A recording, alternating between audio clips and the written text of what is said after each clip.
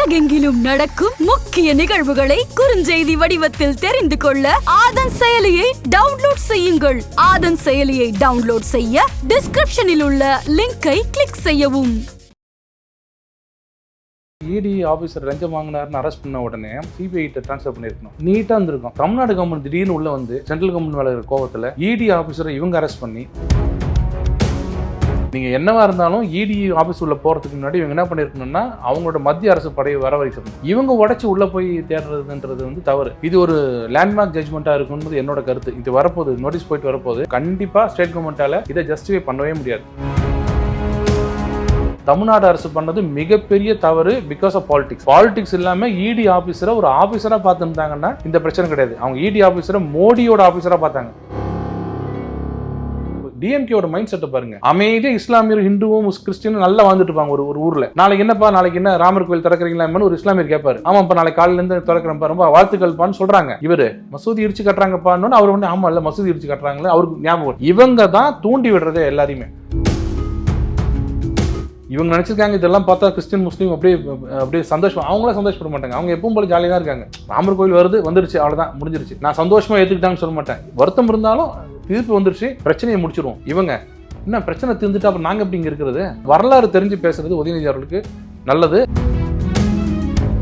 இன்றைய சிறப்பு நேர்காணலில் நம்முடன் இருக்கிறார் தமிழக பாஜகவின் செய்தி தொடர்பாளர் வழக்கறிஞர் குமரகுரு அவர்கள். வணக்கம் சார். வணக்கம். இப்போ நம்ம இந்த இடி அதிகாரி அன்கித் திவாரி அவர் வந்து லஞ்சம் வாங்கினான்னு சொல்லிட்டு கைது பண்ணி சிபிசிஐடி இன்வெஸ்டிகேஷன் போயிட்டு இருக்கிறதா சொன்னாங்க. அதில் வந்து இடி வந்து உச்சநீதிமன்றத்தை அணுகி இன்னைக்கு வந்து ஒரு ஆர்டர் வாங்கியிருக்காங்க.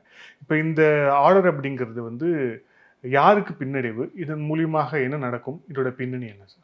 இது ஆர்டர் இல்லை, இது வந்து நோட்டீஸ் டு தமிழ்நாடு கவர்மெண்ட். நீங்கள் பதில் சொல்லுங்கன்னு இடி வந்து அன்றைக்கே நம்ம இதை பற்றி பேசியிருக்கோம். ட்ரெஸ்பாசிங் இன்டு அதர்ஸ் டொமைன் வாங்கல. இது வந்து ஸ்டேட் வந்து சென்ட்ரல் ஏஜென்சியோட பவி உள்ளே போய் அதை அன்றைக்கே நான் சொன்னேன் கான்ஃப்ளிக்ட் ஆஃப் இன்ட்ரெஸ்ட் வரும்னு. அதான் இன்றைக்கி ஜட்ஜஸும் வந்து எனக்கு எல்லா மெட்டீரியலையும் கொடுங்கன்னு கேட்டிருக்காங்க. வெறுமே சொல்லலை, டாக்குமெண்ட்ஸ் எல்லாத்தையுமே கொடுங்க. எனக்கு வச்ச குற்றச்சாட்டு அப்படி என்னென்னா, இடி ஆஃபீஸர் லஞ்சம் வாங்கினார்னு அரெஸ்ட் பண்ண உடனே அவங்க அன்றைக்கே சொன்னால் உடனே அவங்க வந்து சிபிஐட்ட ட்ரான்ஸ்ஃபர் பண்ணியிருக்கணும். ஏன்னா அவர் வந்து சென்ட்ரல் கவர்மெண்ட் எம்ப்ளாயி. அங்கே கொடுத்துருந்தாங்கன்னா சிபிஐ அவங்க அப்படியே எடுத்திருப்பாங்க. சிபிஐ ஒரு ரிஜிஸ்டர் பண்ணியிருப்பாங்க, எஃப்ஐஆர் ரிஜிஸ்டர் பண்ணியிருப்பாங்க. அப்போ ப்ரொசீட்ஸ் ஆஃப் கிரைமில் இடியும் ஒரு இசிஐஆர் ரிஜிஸ்டர் பண்ணியிருப்பாங்க. இவங்க ப்ரொசீஜர் நீட்டாக இருந்திருக்கும். இங்கே தமிழ்நாடு கவர்மெண்ட் திடீர்னு உள்ளே வந்து சென்ட்ரல் கவர்மெண்ட் மேலே இருக்கிற கோவத்தில் இடி ஆஃபீஸரை இவங்க அரெஸ்ட் பண்ணி சிபிஐக்கும் கொடுக்காம இவங்களே நேராக இடி ஆஃபீஸ்க்குள்ளே போய் அவரோட டேபிளில் அவரோட ரூமை நம்ம சர்ச் பண்ணுறோன்னு சொல்லி எல்லாரோட இந்த கேட்ஜெட்ஸ்லாம் எடுத்துக்கிட்டு டிவைஸ்லாம் எடுத்து இதோ என்னென்ன இருக்கோ எல்லாத்தையும் எடுத்துகிட்டு வரது அத்துமீறல் நம்ம சொன்னோம். இதுக்கு வந்து ஒரு யார் எப்படி பண்ணீங்க எஃப்ஐஆர் போட்டேன். இது வந்து என்னென்னா ஸ்டேட் கவர்மெண்ட் வந்து இடி அஃபீஷியல்ஸ் மேலே எஃப்ஐஆரும் போட்டிருக்காங்க. உள்ளே வந்தாங்க, உள்ளே வந்து எங்களை பணி செய்ய விடாமல் தடுத்தாங்க. அது என்ன எஃப்ஐஆர்னு இடி கேட்குறாங்க டிஜிபியை, தமிழ்நாடு டிஜிபியை. அந்த எஃப்ஐஆர்லாம் போட்டிங்களே அது என்ன கண்டென்ட் அதை கொடுங்கன்னு கேட்டால் டிஜிபி கொடுக்க மாட்டார். ஏதோ சென்சிட்டிவ்னு சொன்னாங்க. ஒரு இடி ஆஃபீஸர் கேட்டாங்கன்னா அது கொடுத்தானே ஆகணும். இவங்க இப்படி கூட கேட்கலாம்ல, ப்ரொசீட்ஸ் ஆஃப் கிரைம் அதில் இருக்குது, நான் ஒரு இசிஐஆர் போட போகிறேன்னு கேட்கலாம்ல. ஒரு ஏஜென்சியும் இன்னொரு ஏஜென்சியும் எஃப்ஐஆர் பப்ளிக் டாக்குமெண்ட் உங்களுக்கு தெரியும். ஆனால் இது மட்டும் பப்ளிக் டாக்குமெண்ட் இல்லை. இது மட்டும் இந்த எஃப்ஐஆர் மட்டும் எந்த இதில் வெப்சைட்லையும் இல்லை, பிளாக் பண்ணியிருக்காங்க. அப்போ இப்போ நீங்கள் எந்த எஃப்ஐஆர்னா நீங்கள் பார்க்கலாம். பொதுமக்கள் தகவலுக்கு சொன்னோன்னா ஒரு எஃப்ஐஆர் நம்பர், கிரைம் நம்பர் இருந்ததுன்னா எஃப்ஐஆர் எந்த ஸ்டேஷன் பார்த்து எடுக்கலாம். ஆனால் இதில் மட்டும் பிளாக் பண்ணிட்டாங்க. அப்போ அவங்களோட எண்ணம் வந்து நான் என்ன செஞ்சேன்னு உனக்கு சொல்லக்கூடாது அப்படின்ற மாதிரி. அது அரசாங்கத்துக்குள்ளே இருக்கக்கூடாது, இரண்டு கட்சிகளுக்குள்ளே இருக்கலாம். திமுக பாஜகவுக்கு உள்ள மோதல் இருக்கலாம். அரசாங்கத்துக்குள்ளே சென்ட்ரல் கவர்மெண்ட்டுக்கும் ஸ்டேட் கவர்மெண்ட்டுக்குமே மோதல் இருக்கக்கூடாது. துறை ரீதியாக இருக்கலாம். இது வந்து குழாயடி சண்டை மாதிரி. என்னோட எஃப்ஐஆரை கொடுக்க மாட்டேன், காப்பியை கொடுக்க மாட்டேன், அத்துமீறினது இவங்க ஸ்டேட் போலீஸ். நீங்கள் என்னவா இருந்தாலும் இடி ஆஃபீஸ் உள்ள போகிறதுக்கு முன்னாடி இவங்க என்ன பண்ணியிருக்கணும்னா அவங்களோட மத்திய அரசு படையை வரவழைச்சிடணும். அவங்க நிற்க வச்சு அவங்க முன்னாடி தான் பண்ணியிருக்கணும். இவங்க உடைச்சி உள்ளே போய் தேடுறதுன்றது வந்து தவறு. இது ஒரு லேண்ட்மார்க் ஜட்ஜ்மெண்ட்டாக இருக்குன்றது என்னோட கருத்து. இது வரப்போகுது, நோட்டீஸ் போயிட்டு வரப்போகுது. அப்போ கண்டிப்பாக ஸ்டேட் கவர்மெண்ட்டால் இதை ஜஸ்டிஃபை பண்ணவே முடியாது. இல்லை, ஆனால் அதில் வந்து நீதிபதிகள் வந்து இந்த மாதிரி அரெஸ்ட் பண்ணது தவறு அப்படின்னும் அதே மாதிரி வந்து அது எதுவுமே சொல்ல. ப்ளஸ் வந்து அதில் என்ன நீதிபதிகள் சொல்கிறாங்கன்னா, குற்றம் செய்தவர்கள் தப்பிக்கக்கூடாது, மாநில அரசு வந்து இன்வெஸ்டிகேட் பண்ணால் அதில் ஒரு டிரான்ஸ்பரன்சியை வந்து மெயின்டைன் பண்ணணும்.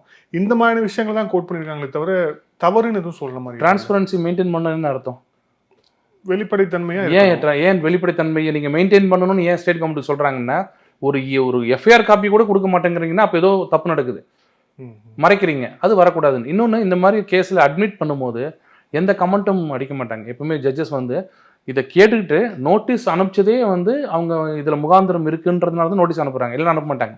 பார்த்த உடனே என்ன இடி தானே, இப்போ என்ன இடி கேட்டால் கொடுத்து நம்ம வேண்டாம்னு சொல்லல. சிபிஐக்கு மாற்றக்கூடிய முகாந்திரம் அந்த 2 நீதிபதிகளுக்கும் தெரிஞ்சிருக்கு. ஏதோ சம்திங் ஸ்பிஷி இந்த கேஸ்ன்ற மாதிரி பார்த்த உடனே இதில் ஏதோ இருக்குது, சரி நோட்டீஸ் போடுறாங்க. நோட்டீஸ் வெறும் நோட்டீஸ் மட்டும் இல்லை, டாக்குமெண்ட்ஸும் ப்ரொடியூஸ் பண்ண சொல்லியிருக்காங்க. அப்போ கண்டிப்பாக தமிழ்நாடு கவர்மெண்ட் பண்ண தப்பு வெளியில் வரும். அப்போ அவங்க சிபிஐக்கு மாற்றக்கூடிய எல்லா சாத்தியக்கூறும் இதில் இருக்குது, மாற்றி தான் ஆகணும். ஏன்னா இதை ஒரு முன்னுதாரணமாக வச்சுக்கிட்டு இந்தியா முழுக்க அவங்கவுங்க என்ன பண்ணுவாங்க, இவங்க இடி ஆஃபீஸில் போய் இவங்க ரைடு பண்ணுவாங்க, இடி வந்து போலீஸ் ஸ்டேஷன் உள்ளே வரும். இது ஒரு ட்ரெஸ்பாஸ் தானே, இன்னொரு ஜூரிஸ்டிக்ஷன் உள்ளே நீங்கள் போகக்கூடாது இல்லை, வரம்பு மீறல் தானே இது. இப்போ அதே மாதிரி நீங்கள் இதை என்கரேஜ் பண்ணி விட்டுட்டிங்கன்னா இன்கம் டேக்ஸ் ஆஃபீஸர் நேராக தேனாம்பட்டு போலீஸ் ஸ்டேஷன் உள்ளே போவார், தேனாம்பட்டு ஏட்டு நேராக இடி ஆஃபீஸ் உள்ளே போவார். இது என்னென்னா கான்ஃப்ளிக்ட் ஆஃப் இன்ட்ரெஸ்ட்னு வரும்போது எங்கே போய் முடியும்? இது மிகப்பெரிய தவறு. நான் முதல் பேட்டிலேருந்து சொல்லிட்டு இருக்கேன், தமிழ்நாடு அரசு பண்ணது மிகப்பெரிய தவறு பிகாஸ் ஆஃப் பாலிடிக்ஸ். பாலிடிக்ஸ் இல்லாமல் இடி ஆஃபீஸரை ஒரு ஆஃபீஸராக பார்த்துருந்தாங்கன்னா இந்த பிரச்சனை கிடையாது. அவங்க இடி ஆஃபீஸரை மோடியோட ஆஃபீஸராக பார்த்தாங்க. இது வந்து பிஜேபி எதிர்த்து இது ஒரு பாயிண்டாக வச்சுக்கிட்டு நம்ம என்னென்ன பண்ணலாம், அசிங்கப்படுத்தலாம். இடி யாருன்னு பார்த்தீங்களா, அவங்க இடி லஞ்சம் வாங்கினதுக்கு இடியே முழுக்க டிபார்ட்மெண்ட்டே லஞ்சம்ன்ற மாதிரி அவங்க ப்ரொஜெக்ட் பண்ணணும்னு நினச்சி தான் பண்ணாங்க. பட் பேக் ஃபயர் ஆயிடுச்சு. அவர் ஒரு எம்ப்ளாயி, அவர் ஒரு ஆஃபீஸர். அவர் தப்பு பண்ணாருன்னா இடியே தப்புன்னா அப்போ யாராவது போலீஸ் லஞ்சம் வாங்கினா போலீஸ் துறையே லஞ்சம் அப்படின்னு சொல்ல முடியுமா? அதனால தான் அது தப்பு. அதுக்கு உண்டான பதில் 2 வாரத்தில் வந்துடும். அவர் இதில் அமலாக்கத்துறை தரப்பில் சொன்ன விஷயம் இன்னொரு முக்கியமான விஷயமா இருந்தது. டிசம்பர் 1ஆம் தேதி மதுரை இடி ஆஃபீஸில் வந்து அவங்க வந்து அங்கே சோதனை நடத்தி தான் போனாங்க. அப்போ கூட சில நபர்களும் மர்ம நபர்கள்னு குறிப்பிட்றாங்க, மர்ம நபர்களும் இருந்தாங்க. அவங்க வந்து சில டாக்குமெண்ட்ஸ் எல்லாம் ஆக்சஸ் பண்ணாங்க. அது வந்து சில உயர் அதிகாரிகளையும் அமைச்சர்களையும் காப்பாற்றும் விதமாக இருந்தது அப்படின்னு நாங்கள் வந்து அலர்ஜ் பண்ணுறோம் அப்படின்ட்டு வந்து சொல்கிறாங்க. அப்படின்னா அப்போது இந்த மாதிரி விஷயங்களை இன்னும் பின்தொடர் இதில் இருக்க உண்மைகளும் வெளில வருமா இந்த வழக்கு நடக்கும்போது, இல்லை எப்படி அது போகும்? இதை நீங்கள் என்ன பண்ணியிருக்கணும்னா, ஒரு வீடியோகிராஃபர் கூட்டுக்கிட்டு ஒரு தனிப்படை, ஒரு ஒரு மத்திய ரிசர்வ் படையோ இல்லைன்னா சேமப்படை, நம்ம தமிழ்நாடு அவங்களோட பாதுகாப்போடு உள்ளே போய் எல்லாம் வீடியோகிராஃப் பண்ணி நாங்கள் உள்ளே போய் நான் சர்ச் பண்ணணும் அப்படின்னு சொல்லி உள்ளே சர்ச் பண்ணி இதை பாருங்க இதுதான் எடுக்கிறேன்னு சொல்லி வெளிப்படைத்தன்மையாக சொல்லியிருக்கணும்ல. எதையுமே சொல்லலையே. நேராக பண்ணுற வாடிக்கை இருக்கா? இல்லை, நீங்கள் பண்ணுறதே தவறு. இப்போ நான் உங்கள் வீட்டுக்குள்ளே வர்றதே தப்புங்க, ட்ரெஸ்பாஸ். அது உங்கள் வீட்டுக்குள்ளே வர்றதே தப்பு. ஆனால் அவர் வந்தால் குறைந்தபட்சம் நான் என்ன செய்கிறேன்றது யாருக்கும் சந்தேகம் வரக்கூடாது இல்லை. மற்றவங்க பார்த்தாங்கன்னா நீங்கள் என்னென்ன சொல்லலாமே, என் வீட்டில் 1 லட்சம் வச்சுருந்த காணுன்னு சொல்லலாம். அது என்னோட சேஃப்டிக்காக என்ன பண்ணுவோம், வீடியோகிராஃப் வச்சுட்டு பாருங்க நான் வீட்டுக்கு வந்திருக்கேன், இந்த பொருள் எடுக்க தான் வந்திருக்கேன், வேறு எதுவும் எடுக்க வரலன்னு சொல்லி நீங்கள் தான் ப்ரூவ் பண்ணணும். நீங்கள் நேராக அடியாளுங்களாம் உள்ளே கூட்டிட்டு போய் நான் என்ன சொல்கிறேன், 10 பேர் வருவாங்க அவங்க சொல்கிறாங்களே, அது எப்படி இல்லைன்னு நீங்கள் ப்ரூவ் பண்ணுவீங்க? நீங்கள் எங்கள் வீட்டுக்குள்ளே நீங்கள் நுழைஞ்சதே தப்புன்னு சொல்லும்போது, நுழையும் போது 10 பேர் எக்ஸ்ட்ரா வந்தாங்க நான் சொன்னால் பேர்டன் உங்கள் பக்கம் தானே இருக்குது. தமிழ்நாடு கவர்மெண்ட் தானே ப்ரூவ் பண்ணணும் நான் பண்ணலை அப்படின்னு. ப்ரூவ் பண்ணுங்க. இதெல்லாம் தேவையா? இந்த சர்ச்சை எல்லாம் தேவையா? இடி ஆஃபீஸில் போய் எங்கேயாவது ஒரு ஆஃபீஸில் இருக்கிற ஃபைல்ஸை யாராவது மறைப்பாங்களா? அந்த அங்கித் திவாரியோட ஆஃபீஸில் இருக்கிற ஃபைல்ஸை யாராவது அவருக்காக மறைப்பாங்களா? மறைக்கிற மாதிரி உங்களுக்கு ஏதாவது இருந்ததுன்னா சர்ச் வாரண்ட் வாங்கிட்டு எல்லாரையும் கூப்பிட்டு தானே போயிருக்கணும். நீங்களாம் உள்ள பாஜின் பண்ணி உள்ள உடச்சி உள்ளே போய் நீங்கள் பாட்டு அவர் கேபின் மட்டும் போக சொல்லாமல் அவர் கேபின்லாம் மற்ற கேபின்ல ஏன் போனீங்க? இது ஒரு தேவையில்லாத ஒரு இதை வந்து ஜஸ்டிஃபை பண்ண ஆரம்பிச்சிட்டிங்கன்னா 2 அரசாங்கத்தோட ஏஜென்சியும் வேலையே செய்ய முடியாது. அதுவும் இதை யோசிச்சு பாருங்க, மம்தா மாதிரி ஸ்டேட்லாம் என்ன நடக்கும்? இது ஆமாம் பண்ணலான்னு சொல்லிட்டா சும்மா போகிற இடி ஆஃபீஸர் மண்டையில் அடித்து ரத்தம் கொட்டுறாரு அடிக்கிறாங்க. இதெல்லாம் நீங்கள் பண்ணலான்னு சொல்லிட்டா நேராக அவங்க இடி ஆஃபீஸுக்கு உள்ளே போயிட்டு எல்லாத்தையும் ரேன்சாக் பண்ணிட்டு போயிடுவாங்களே. இதை ஒத்துக்கிட்டிங்கன்னா இவங்க ஒரு எஃப்ஐஆர் போட்டு யாரோ அடையாளம் தெரியாத நபர்கள் உள்ளே போயிட்டாங்கன்னு இவங்க எழுதி வச்சுருவாங்க. அதனால இது பண்ணது முழுக்க அதிகார வரம்பு மீறல் தான். இந்த விவகாரம் வெளியே வந்தப்போவே வந்து வேற ஒரு தரப்புல இருந்து சொல்லும்போது இது வந்து ஒரு தமிழகத்தில் இருக்கக்கூடிய ஒரு உளவுத்துறையுடைய ஒரு கான்ஸ்பிரசியாக கூட இது இருக்கலாம் அப்படின்ட்டு வந்து விவாதிக்கப்படுது பரவலாக. உண்மையிலே அந்த மாதிரி ஒரு ஆங்கிள் இருக்கு அப்படிங்கிறதால தான் இடி வந்து இதில் சிபிஐ கேட்குறாங்களா, இதுக்கு பின்னாடி விஷயங்கள் இருக்கு அப்படின்ட்டு. குறிப்பாக அந்த இதில் வந்து இன்னொரு விஷயம் என்னன்னா, அந்த மருத்துவர் விசாரிக்கப்படுவாரா? இல்லை, இன்வெஸ்டிகேஷன் டேக் ஓவர் பண்ணிட்டாங்கன்னா சிபிஐ எடுத்துட்டாங்கன்னா மருத்துவரெல்லாம் இன்வெஸ்டிகேட் பண்ணுவாங்க. அந்த மருத்துவர் யாருன்றதுன்னு பார்ப்பாங்க. திமுக பின்புலத்தில் இருக்கிற மருத்துவர், அவர் வேணுன்ட்டு கூட ஹனி ட்ராப் பண்ணுவாங்க. நம்ம லீகல் டேர்மில் பார்த்தீங்கன்னா ட்ராப்ன்றது வந்து நார்மலாக இன்டியூஸ் பண்ணிங்கன்னா அது வராது. இப்போ நானே லஞ்சம் கொடுக்குறேன் உங்களுக்குன்னு சொன்னால் நீங்கள் டிமாண்ட் பண்ணி தான் நான் கொடுக்கணும். அதனால தான் அந்த ஷுட் பி டிமாண்ட்ன்றாங்க. இந்த கரப்ஷன் ஆக்டில் பார்த்தீங்கன்னா ஒரு அதிகாரி உங்களை கேட்கணும், டிமாண்ட் பண்ணியிருக்கணும். அந்த டிமாண்ட் வந்ததுக்கப்புறம் தான் நீங்கள் பணத்தை கொடுக்கணும், அவர் ரிசீவ் பண்ணணும். இதுதான் பிசி ஆக்டில் ட்ராப் கேஸில் இருக்கிற இன்க்ரீடியன்ஸ், முக்கியமான விஷயங்கள்லாம். நீங்கள் என்ன கேட்கவே இல்லை, பணமே கேட்கல. நான் வந்து உங்கள் டேபிளில் வந்துட்டு சார் பட்டா வாங்கிட்டேன், உங்களுக்கு நல்லா தெரியும் சார், வச்சுக்கங்க சார், குழந்தைங்களுக்கு இது வாங்கி கொடுங்க சார், வாங்கி நான் சொன்னால் கேட்க மாட்டீங்களா சார், நான் உங்கள் அண்ணன் மாதிரி சார் அப்படின்னு சொல்லி அப்படி உள்ள திணிச்சிங்கன்னா அவர் மேலே மிஸ்டேக் கிடையாது. ஓகே. ஹனி ட்ராப் பண்ணுறது, அதாவது என்ன சார் இந்த இவ்வளோ பணம் இருக்குது, இன்றைக்கி நைட்டு எப்படியோ நீங்கள் டிவி வாங்கிடுவீங்க, வீட்டில் இல்லை நீங்கள் கொஞ்சம் வாங்கிலாம் நல்லா இருக்கு அப்படின்னு நீங்கள் இன்டியூஸ் பண்ணிங்கன்னா கூட அஃபென்ஸ் வராது. It should be a clear demand. நீங்கள் டேரெக்டாக வந்து என்ன பட்டாவா 10,000 கொடு அப்படின்னு, இல்லை சார் என்னால் முடியல அப்போ 5,000 கொடு அப்படின்னு டிமாண்ட் இருக்கணும். எதுக்கு சொல்கிறேன்னா இந்த டிமாண்ட் இருந்தால் தான் ட்ராப் கேஸே வரும். இவர் டிமாண்ட் பண்ணாரான்னு எப்படி தெரியும்? அந்த டாக்டர்கிட்ட இவர் டிமாண்ட் பண்ணாரா எப்படி தெரியும்? இன்வெஸ்டிகேஷனில் தான் தெரியும். அந்த டாக்டரே பின்புலம் உள்ளவர், திமுக பின்புலம், அதுவே போலியாக இருக்கலாம்ல, ஹனி ட்ராப் பண்ணியிருக்கலாம்ல, பணம் கொடுத்து அடுத்து இன்னொரு பணம் கொடுக்குறேன் சார் வச்சுக்கோங்க சார், இதை நம்பி வாங்க போயிருக்கலாம்ல. இதெல்லாம் இன்வெஸ்டிகேஷன். நீங்கள் அதெல்லாம் எதையும் பார்க்க மாட்டேன், நான் அரெஸ்ட் பண்ணுவேன், நானே போய் இடி ஆஃபீஸ் உள்ள போய் ரான்சாக் பண்ணுவேன்றது எல்லாமே ஏதோ ஒரு மர்மமான இதுதான் இருக்குது இந்த கேஸில். இது கண்டிப்பாக அது சுப்ரீம் கோர்ட் போயிட்டு திரும்பி வரும்போது எல்லாமே தெளிவாயிடும். அங்கே ஒரு விஷயத்துக்கு மட்டும் பதில் சொல்ல முடியாதுங்க, ஏன் எஃப்ஐஆர் காப்பி கொடுக்க மாட்டேன்றதுக்கு இது வரைக்கும் பதில் கிடையாது. இல்லை, அது அவங்க மணல் இதில் கூட எஃப்ஐஆர் கொடுக்கல. மணலில் 5 எஃப்ஐஆர் போட்டிருக்காங்க, டிஜிபி லெட்டர் கேட்டு கூட கொடுக்கலையே. இதெல்லாம் மக்களுக்கு தெரியணும். என்னென்னா திமுக அரசு வந்து திராவிட மாடல் அரசு வந்து கரைபடியாக அரசெல்லாம்னு சொன்னீங்கன்னா ஒரு பப்ளிக் டாக்குமெண்ட்டை கொடுக்கறதுக்கு உங்களுக்கு என்ன கஷ்டம்? ஈடிட்டு தான் கொடுக்குறீங்க. நீங்கள் என்ன பிஜேபி கட்சிக்காரங்கிட்ட கொடுக்க சொல்கிறாங்க, நீங்கள் ஈடிட்டு தான் கொடுக்க சொல்கிறீங்க, ஏன் கொடுக்க மாட்டீங்க? அப்போ உங்களுக்கு அவ்வளவு மறைக்கணும்னு அவசியம் இருக்குல்ல.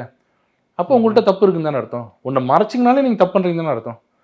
அது கண்டிப்பாக இதில் அன்றைக்கே நான் சொன்னேன், திமுகவுக்கு இது ஒரு மிகப்பெரிய இந்த திராவிட மாடல் அரசுக்கு மிகப்பெரிய ஒரு அடியா இந்த தீர்ப்பு வரும் பாருங்க. இந்த நடந்துகிட்ட விதம் ரொம்ப ரொம்ப ரொம்ப தப்பு. இதில் வந்து அவங்க நீதிபதிகள் சொல்லும்போது கூட கைட்லைன் ஒன்று தெளிவாக வந்து வரையறுக்கப்படணும்னு சொல்லியிருக்காங்க. அப்படின்னா வந்து இந்த தீர்ப்பில் வந்து இது சரியில்லைன்னு அப்படிங்கிறது வரும்னு எதிர்பார்க்கலாமா, இல்லை ஒரு கைட்லைன் அமைக்கப்படும்னு எதிர்பார்க்கலாமா? அதில் இது சரியில்லைங்க, இது சரியில்லை தான் நான் சொல்கிறேன். நான் அரெஸ்ட் பண்ண தப்புன்னு சொல்லலை, அரெஸ்ட் பண்ணுங்க, அவர் டிமாண்ட் பண்ண உடனே சிபிஐட்ட கொடுக்கணும் கூட நான் வேணான்னு சொல்கிறேன். நீங்கள் உங்களுக்கு சந்தேகம் வந்திருக்கலாம், சிபிஐட்ட கொடுத்தா சென்ட்ரல் கவர்மெண்ட் ஏஜென்சி அவங்க கூட சொல்லிடுவாங்க, இடி ஆஃபீஸர் கூட சொல்லலாம், அதெல்லாம் உங்களோட டிஸ்கிரிப்ஷன், நான் தப்பே சொல்லலை. அரெஸ்ட் பண்ண உடனே அதை அப்படியே சிபிஐட்ட கொடுக்கணும். இதுதான் வந்து நடைமுறை. ஒரு பேங்க் மேனேஜர் லோன் சாங்ஷன் பண்ணுறதுக்கு, நான் சொல்கிறது nationalised bank manager loan sanction பண்ணுறதுக்கு 10,000 கேட்குறாருன்னா, டிமாண்ட் பண்ணுறாருன்னா, ரோட்டில் வந்து ஒருத்தங்கிட்ட 10,000 வாங்கினாருன்னா ஸ்டேட் போலீஸ் அரெஸ்ட் பண்ணலாம், தாராளம் பண்ணலாம். தவறு எங்கே நடந்தாலும் நீங்கள் அரெஸ்ட் பண்ணலாம், நான் அரெஸ்ட் பண்ணலாம், யாருன்னா பண்ணலாம். ஆனால் அந்த அரெஸ்ட் பண்ண உடனே இவர் யாருன்னு கேட்டால் இவர் central government employee, bank employee. So சிபிஐயோட இதில் பர்வியூவில் வருது. நீங்கள் சிபிஐ கூப்பிட்டு சார் டிமாண்டு, இவர் தான் விட்னஸ், இவர் தான் டிகாய் விட்னஸ், இவர் தான் பணம் கொடுத்தவர், ட்ராப்பு, இந்த டிமாண்ட் இருக்குது, இந்தாங்க ஆதாரத்தோட கொடுத்துருன்னு சொல்லிட்டா சிபிஐ அங்கேருந்து ஆரம்பிக்கும். நான் அதையே நானே எடுத்துப்பேன்னு சொல்கிறது வந்து நாளைக்கு சரியாக இருக்காது. அது வந்து நாளைக்கு இங்கேருந்து ஒரு ஒரு இன்ஸ்பெக்டர் கிளம்பி நேராக போய் டெல்லியில் போய் அங்கே இருக்க அடிஷனல் செக்ரட்டரியை போய் யார் அரெஸ்ட் பண்ணி கூட்டுருவார். ஏன்னு கேட்டால் இங்கே லோக்கலில் ஒருத்தர் டிமாண்ட் பண்ணிக்கலாமே ஃபோனில் அப்படின்னு இங்கே ஒருத்தர் சொல்கிறாரு சார்ன்னு சொன்னால் எப்படி இது எங்கே போய் நிற்கும்னு பார்த்துங்க. அதனால தான் அந்த காலத்துலேருந்து கரெக்டாக டிமார்கேஷன் பண்ணி வச்சுருக்காங்க. சிபிஐனா சென்ட்ரல் கவர்மெண்ட் எம்ப்ளாயீஸ்னால் இவங்க, உயர் லெவலில் இருக்கிற சென்ட்ரல் கவர்மெண்ட் எம்ப்ளாயீஸ் ஐஏஎஸ் ஐபிஎஸ்ன்னு சொன்னால் சிபிசி சென்ட்ரல் விஜிலன்ஸ் கமிஷன் பிரித்து வச்சுருக்காங்களே. எதுக்கு? இதை நீ பண்ணக்கூடாது, இதை இவங்க தான் பண்ணணும், பேங்க்னா இவங்க தான் பண்ணணும், சென்ட்ரல் கவர்மெண்ட்னா இவங்க தான் பண்ணணும், ப்ரொசீட்ஸ் ஆஃப் கிரைம்னா இடி பண்ணணும், இன்கம் டேக்ஸ் வயலேஷன்னா இன்கம் டேக்ஸ் பண்ணணும், லோக்கலில் இருந்தால் லோக்கல் போலீஸ் பண்ணணும், அதுலேயே விசேஷமான இதுவாக இருந்தால் சிபிசிடி பண்ணணும், அதுக்கும் மேலே வரம்பு இந்த பண வரம்புக்கு மீறி போச்சுன்னா கிரைம் பிரான்ச் பண்ணணும். அப்போ இதெல்லாம் எதுக்கு? அப்போ லோக்கல் போலீஸ் ஸ்டேஷனுக்கும் கிரைம் பிரான்ச்சுக்கு என்ன வித்தியாசம்?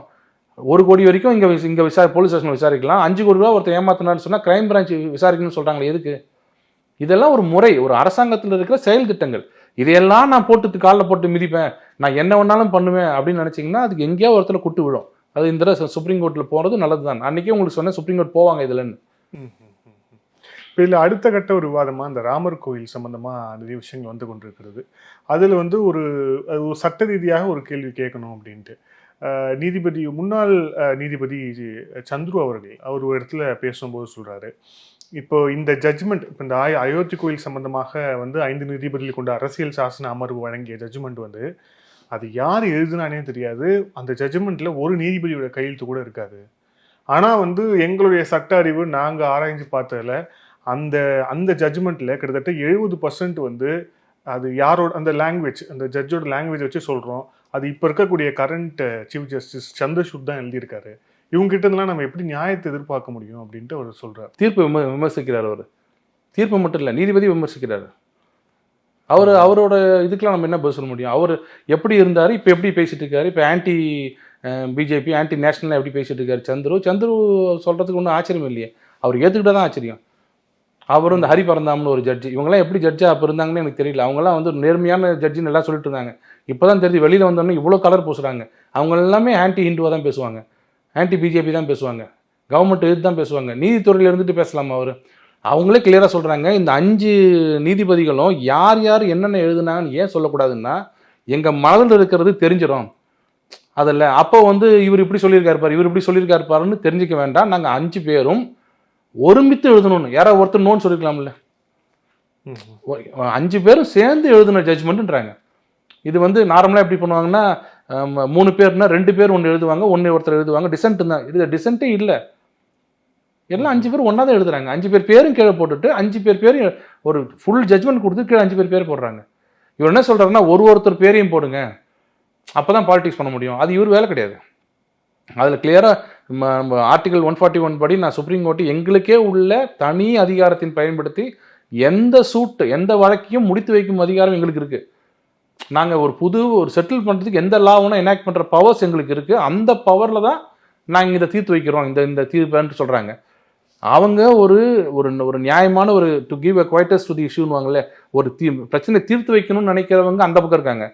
தீர்ந்த பிரச்சனையை நோண்டி விடுறதுக்கு இந்த மாதிரி ஆளுங்க இருக்காங்க. இதுதான் சொல்கிறேன். அந்த தீர்ப்பு வந்தவொடனே இஸ்லாமியர்களும் ஏற்றுக்கிட்டாங்க. இஸ்லாமியர் என்ன சொன்னாங்கன்னா, நல்லதோ கெட்டதோப்பா, இந்த பிரச்சனை முடிஞ்சது, நோ மோர் பாலிடிக்ஸ், நமக்கு ஒரு இடம் கொடுத்துட்டாங்க, நம்ம அங்கே போயிடுவோம், அவ்வளோதான். எல்லாரும் அமைதியாக போயிட்டாங்க. இந்த உதயநிதி ஸ்டாலின் மாதிரி ஆளுங்க தான் வந்துட்டு நான் அதுக்கு போக மாட்டேன், மசூதியை இடித்து கோயில் கட்டுவதுதான் நான் போக மாட்டேன். இவர் யாரை கேட்டாங்களா? இந்தி கூட்டணியில் இருக்கிறவங்க கூட என்ன சொல்கிறாங்கன்னா, அரசியல் ஆக்குறாரு, மோடி வந்து கதாநாயகன் ஆகிறாரு, இது அரசியல் பயணம் அப்படி சொல்லிட்டு போகிறாங்க. இவர் மட்டும்தான் எல்லாம் மறந்து தூங்கிட்டு இருக்காங்க. இப்போ டிஎம்கேவோட மைண்ட் செட்டை பாருங்க. அமைதியாக இஸ்லாமியர், ஹிந்துவும் கிறிஸ்டினும் நல்லா வாழ்ந்துட்டு இருப்பாங்க ஒரு ஊரில். நாளைக்கு என்னப்பா, நாளைக்கு என்ன ராமர் கோயில் திறக்கிறீங்களான்னு ஒரு இஸ்லாமியர் கேட்பாரு. ஆமாப்பா நாளைக்கு காலையிலேருந்து திறக்கிறப்பா, ரொம்ப வாழ்த்துக்கள்ப்பான்னு சொல்கிறாங்க. இவர் மசூதியை இடித்து என்ன மறந்துட்ட, இஸ்லாமியர் என்ன மறந்துட்ட, மசூதி இடிச்சு கட்டுறாங்கப்பான்னு அவர் ஒன்று ஆமாம் இல்லை மசூதி இடிச்சு கட்டுறாங்களே அவருக்கு ஞாபகம். இவங்க தான் தூண்டி விடுறதே எல்லாரையுமே. அமைதியாக இருக்க வேண்டிய விஷயத்தில் இவர் யாராவது கேட்டாங்களா, போறீங்களா போலையா, எனக்கு நாத்திகன் நான் போக மாட்டேன்னு சொல்லிடணும், இல்லை நான் கிறிஸ்டியன் போக மாட்டேன்னு சொல்லிடணும். மசூதியை இடித்து இவர் பார்த்தாரா, அது மசூதின்னு இவருக்கு தெரியுமா, அது வந்து ஃபங்க்ஷனல் மசூதியாக தெரியுமா? அந்த வரலாறு எதையுமே தெரியுறது, கேட்கறதும் இல்லை, படிக்கிறதும் இல்லை. ஆனால் இஷ்டத்துக்கு போகிற போக்கில் ஒன்று சொல்லிட்டு போகிறது. இதுதான் நம்ம நிம்மதியாக அவளை விட மாட்டாங்க. நம்ம எங்களை சொல்லுவாங்க மதவாதிகள்.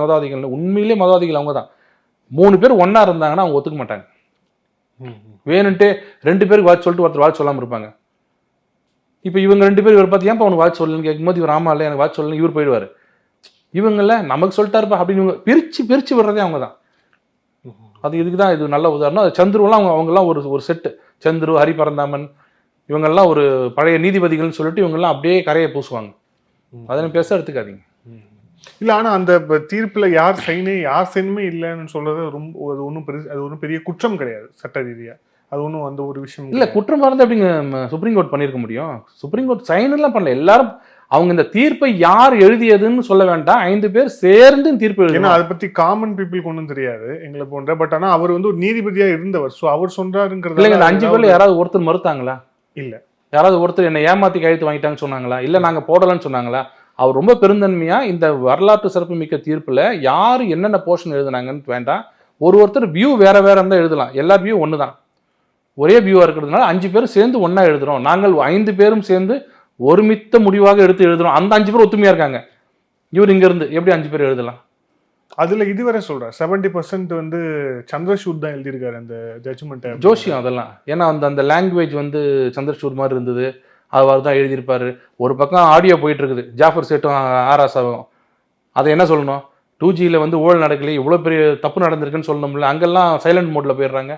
இங்கெல்லாம் வந்து ஓப்பனாக ஆடியோ ஒருத்தர் பேசுறாரு, அது நம்ப முடியாது. ஏஐ ஆர்டிஃபிஷியல் இன்டெலிஜென்ஸ் வந்துருச்சு, அதெல்லாம் விட்டுருங்கன்றாங்க.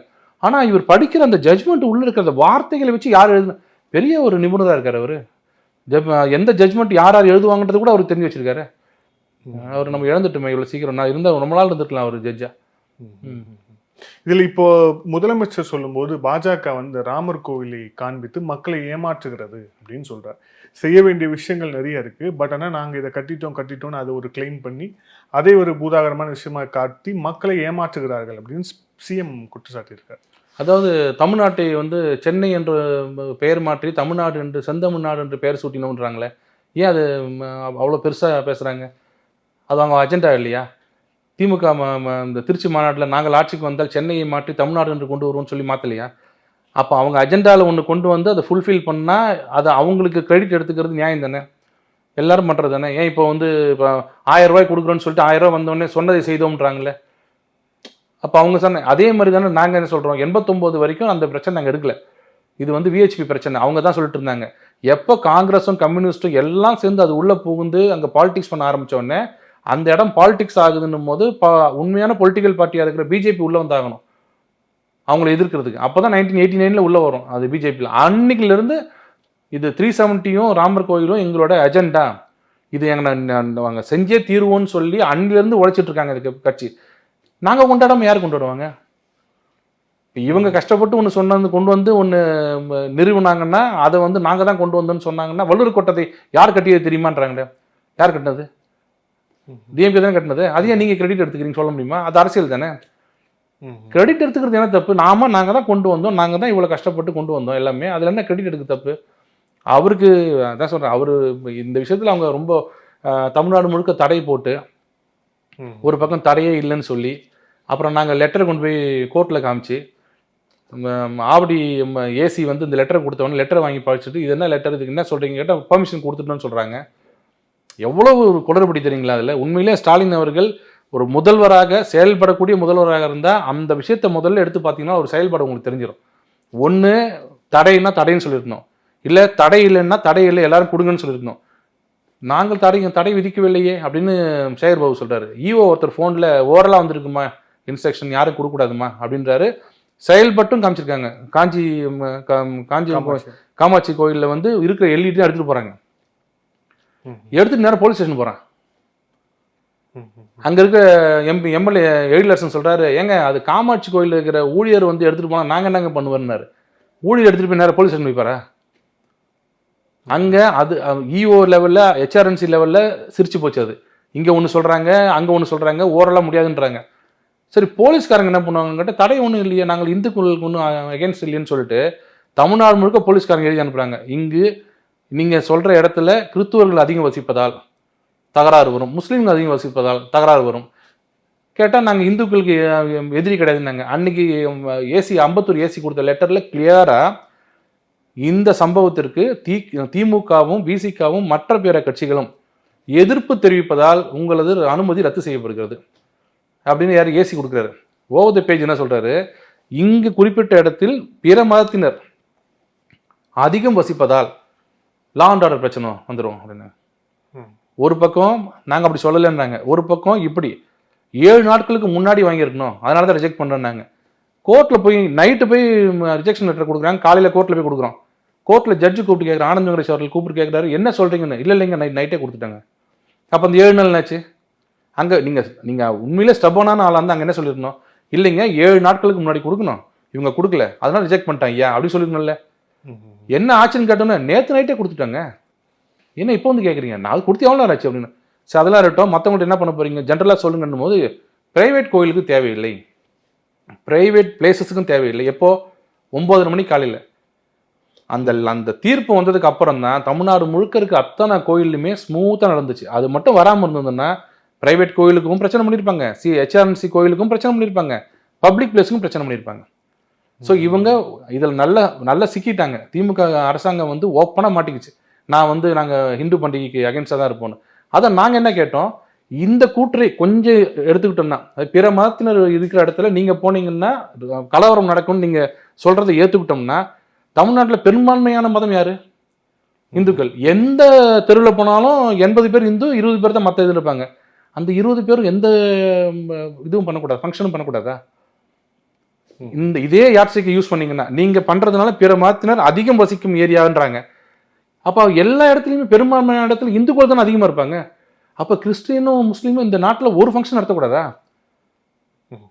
எவ்வளவு தப்பான விஷயம் அது. என்னன்னா அவங்க இது வரைக்கும் இந்த மாதிரி நான் கேட்டோம், இந்த மாதிரி ஒரு லெட்டர் காவல்துறையில இது வரைக்கும் சுதந்திர இந்தியாவில் வேறு மதத்தினருக்கு கொடுத்துருக்கீங்களான்னு கேட்டோம்.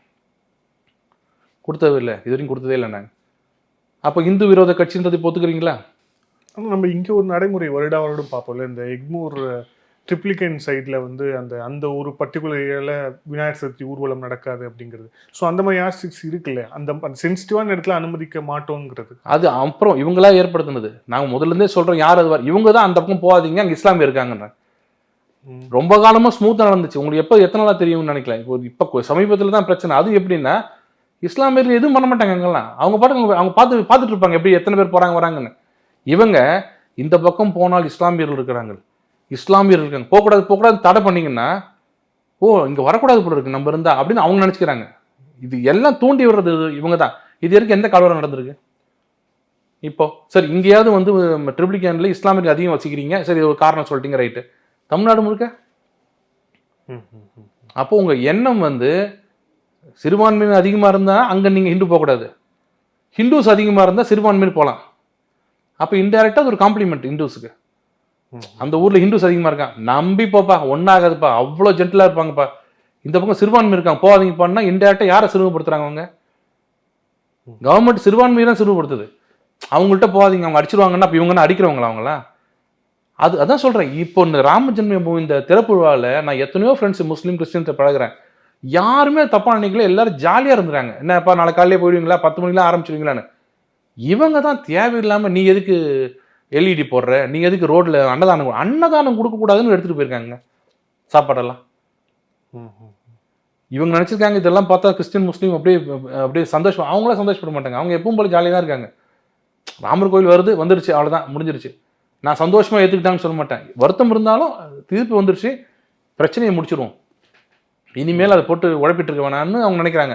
இவங்க என்ன பிரச்சனை தீர்ந்துட்டா அப்புறம் நாங்கள் எப்படி இங்கே இருக்கிறது, பிரச்சனை கிளப்பி விடுங்க, மசூதி இடித்து அப்படின்னு ஆரம்பிக்கிறாங்க.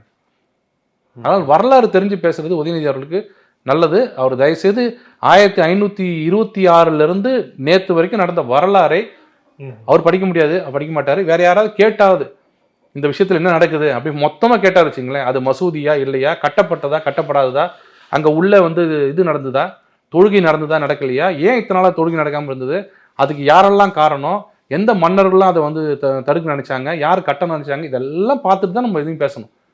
சும்மா போகிற வழியில் வந்து ஒரு மசூதி இடிச்சிட்டாங்க அப்படின்னு பேசக்கூடாது. தமிழக பாஜக தலைவர் அண்ணாமலைக்கு எதிராக ஒரு போராட்டம் இன்று நடைபெற்றிருக்கிறது. அது வந்து ஊடகத்தை சார்ந்தவர்கள் நிறைய பேர் வந்து நடத்தியிருக்கிறாங்க. அவர் வந்து சில வார்த்தைகளை வந்து தவறாக பயன்படுத்துகிறார், தொடர்ச்சியாக இதை தான் செய்து கொண்டிருக்கிறார் அப்படின்ட்டு. அந்த போராட்டத்தை பார்த்துருப்பீங்க. உங்களுடைய செலக்டிவ் அம்னீஷியா போராட்டம் வந்து அண்ணாமலை அவர்கள் பண்ணால் மட்டும்தான் அது போராட்டம்.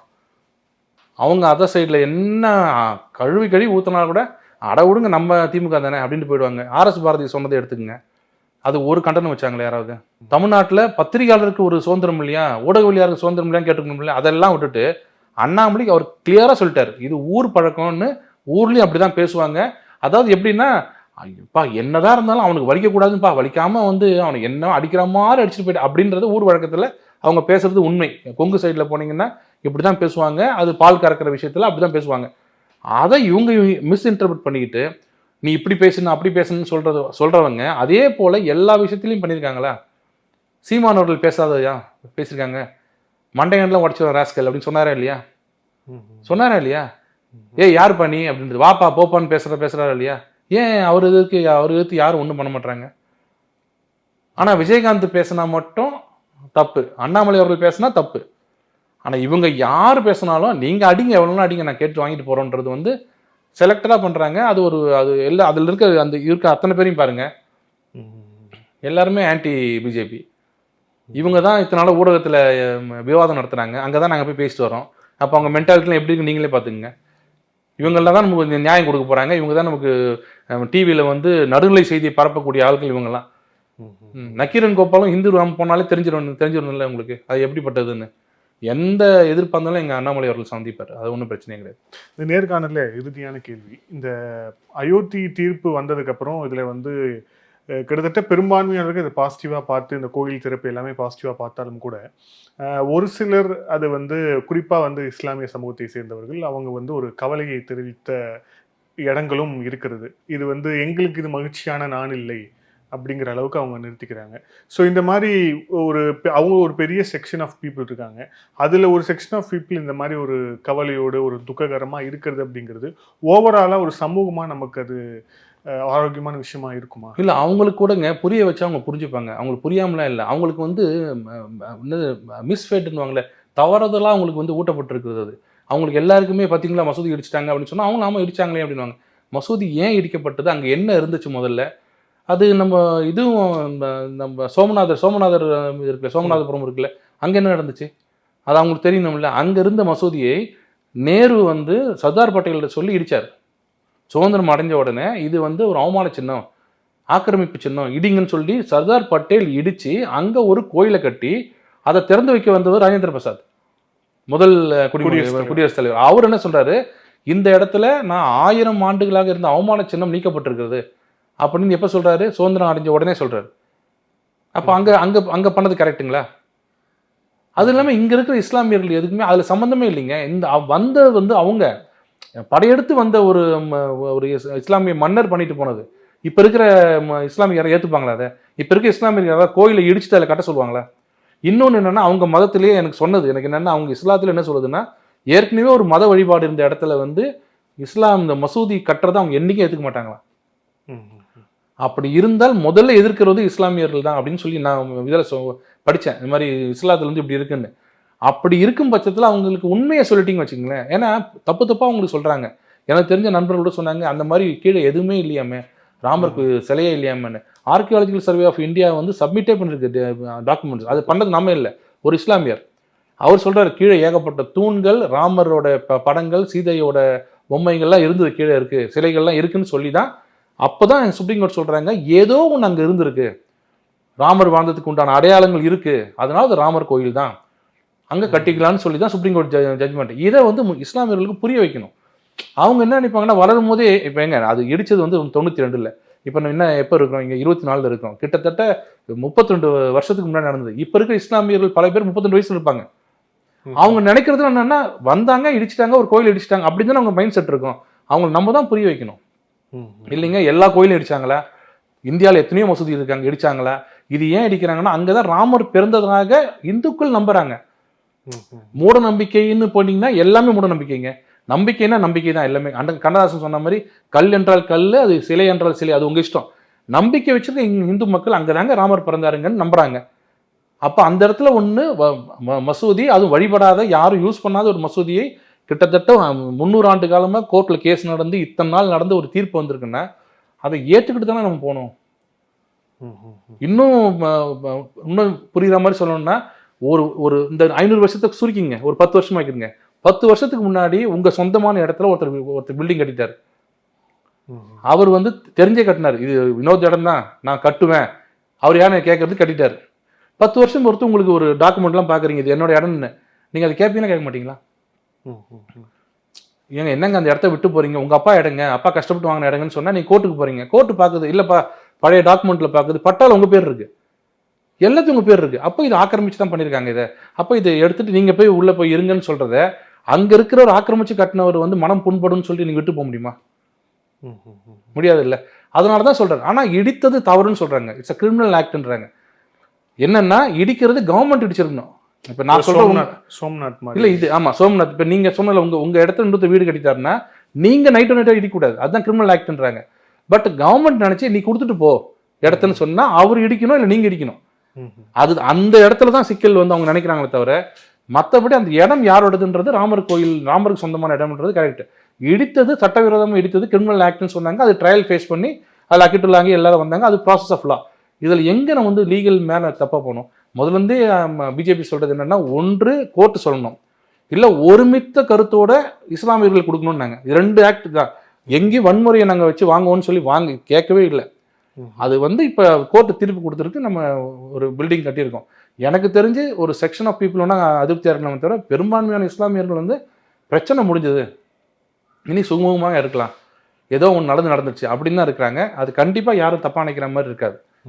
நன்றி சார், பல்வேறு கேள்விகளை செஞ்சாங்க சார். Thank you so much.